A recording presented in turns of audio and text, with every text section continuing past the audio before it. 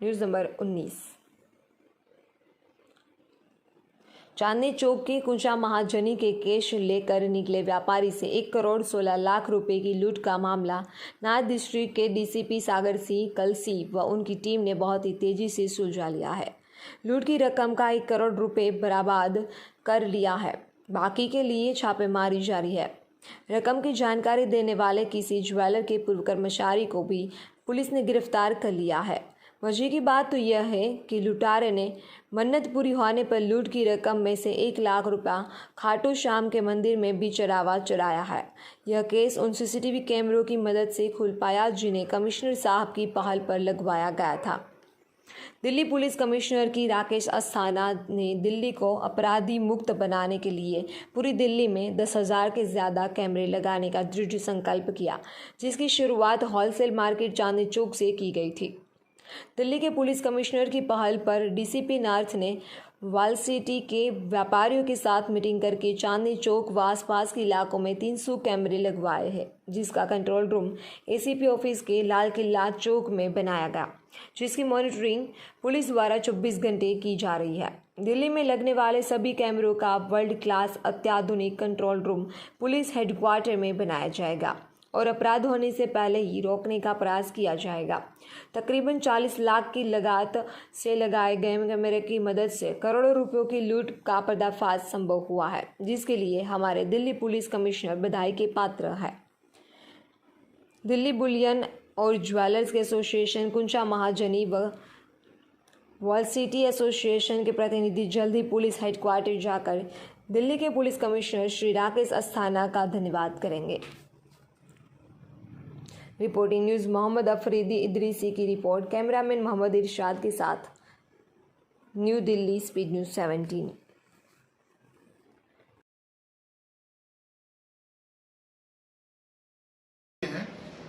कुछ ऐसे भी इनके वर्कर्स होते हैं जो कि पहले उनके ऊपर केस होते रहे हैं, जैसे कि एक वजीराबाद का केस था, तो हम इस पे सबइंटीग्रेट वेरिफिकेशन भी बढ़ा रहे हैं। तो और एक ये भी है कि जो भी ये नौकर या अपने हेल्पर रखें उन सब की खुद भी पूरी जांच कर लें। पुलिस तो जांच करती है, तो ये सब चल रहा है। बाकी टेलीफोन की सर्विलेंस ये सब है। सर, क्या दिल्ली के अलावा भी इन्होंने कई और स्टेट में जो है वारदातों को अंजाम दिया, और सर जिस तरीके से हथियार मिले तो कहाँ से इनके पास ये हथियार? हाँ, ये आपके दोनों जो सवाल हैं इस पे हमारी अभी चल रही है इन्वेस्टिगेशन। ये हथियार इन्होंने यूपी में कहीं से खरीदे हैं, तो अभी इस पे इन्वेस्टिगेशन चल रही है। यूपी में अभी तक कोई केस का नहीं पता चला। हाँ, एक केस जाफराबाद का नॉर्थ ईस्ट डिस्ट्रिक्ट का ही है, आर्म्स एक्ट का केस है 188/22। तो ये एक और खुला है, तो टोटल 4 केस हमारे अभी तक हैं। हमें उम्मीद है और भी इन्होंने वारदातें की होगी, क्योंकि ये कुछ दिनों से कोई काम नहीं कर रहे थे, एकदम अनएम्प्लॉयड थे, तो काफी चांस है कि इन्होंने वारदातें की। सर, इससे पहले जितनी भी वारदातें हुई हैं तो उसमें भी कंप्लेन हुई होगी रेस सर, तो उस पर पुलिस ने पहले एक्शन नहीं लिया या इस इंसिडेंट के बाद पुलिस ज्यादा एक्टिव हो गई इनको लेकर? नहीं, देखिए उसमें हमारे पास फुटेज उसमें भी है, लेकिन उसमें कहीं किसी कारणवश वो सॉल्व नहीं हो पाए। तो ये जो हमने केस खोले हैं साइंटिफिकली उसमें लिंक्ड है।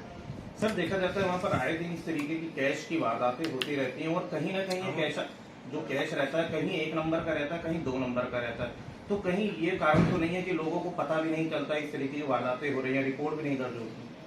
देखिए, ये मार्केट वेलफेयर से अभी हमारी मंडे को भी एक मीटिंग है हमारी, उनके साथ लगातार ये रहती है कि वो भी अपने जो है सिक्योरिटी बढ़ाएं, अपनी कार में जीपीएस लगाएं, जो बैग भी है उसमें भी वो किसी तरीके से फोन ही रख दें नीचे, ताकि मतलब हम जल्दी से ये कर लें।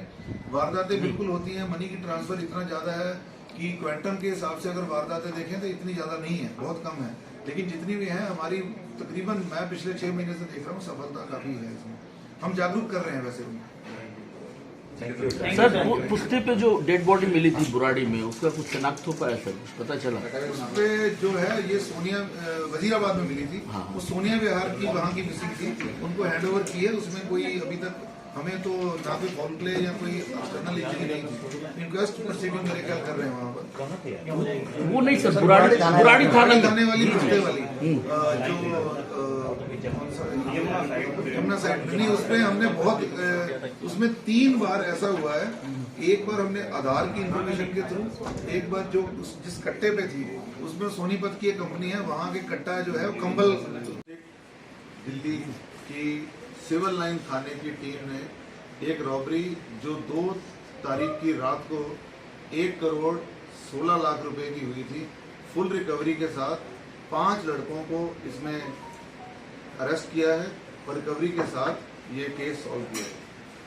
केस ऐसे है कि 2 मार्च को एक व्यापारी हैं रोहिणी के रहने वाले, उनके 2 जो वर्कर हैं ऊंचा महाजनी चांदनी चौक से तकरीबन 1 करोड़ 16 लाख रुपया ये लेके वहाँ से चले हैं। ऊंचा घासीराम है, लॉरी गेट एरिया में पड़ता है, वहाँ से इन्होंने स्कूटी ली और ये रोहिणी की तरफ रवाना हुए। बस अड्डे के आगे होते हुए चंदगीराम अखाड़े से आगे जो मजनू टीला है उससे पहले एक बाइक ने इनको इंटरसेप्ट किया, धक्का मारा, इनकी बाइक गिर गई, इनको थोड़ी सी चोट आई, लेकिन साथ में उन्होंने कट्टा दिखा के इनके जो 2 बैग थे वो लूट के चले गए। इसमें एक बड़ी जो हमारी इन्वेस्टिगेशन है, हमने पूरे जिले की सारी टीमें जो एसीपी कोतवाली, एसीपी सिविल लाइंस और एसीपी ऑप्स, उन सब की तरफ से टीमें लगाई। 2 महीने पहले की बात है, हमारे यहाँ पर हमने चांदनी चौक और लॉरी गेट एरिया में तकरीबन 500 से ऊपर, आज की डेट में ऑलमोस्ट 600 कैमरे ये हैं, ये पीपीपी मोड पे, पब्लिक प्राइवेट पार्टनरशिप मोड पे मार्केट वालों की तरफ से लगाए हैं।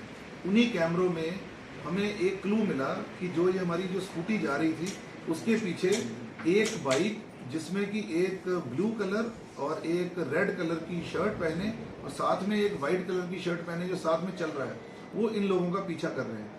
और भी हमारे बाइक्स हमने नोट की थी जो उस भीड़ भाड़ में निकल रही थी उसके साथ पास, लेकिन यही बाइक जो है लूट वाली वो हमें मजनू टीला पे भी वहाँ कैमरे जो लगे थे वहाँ आइडेंटिफाई हुए।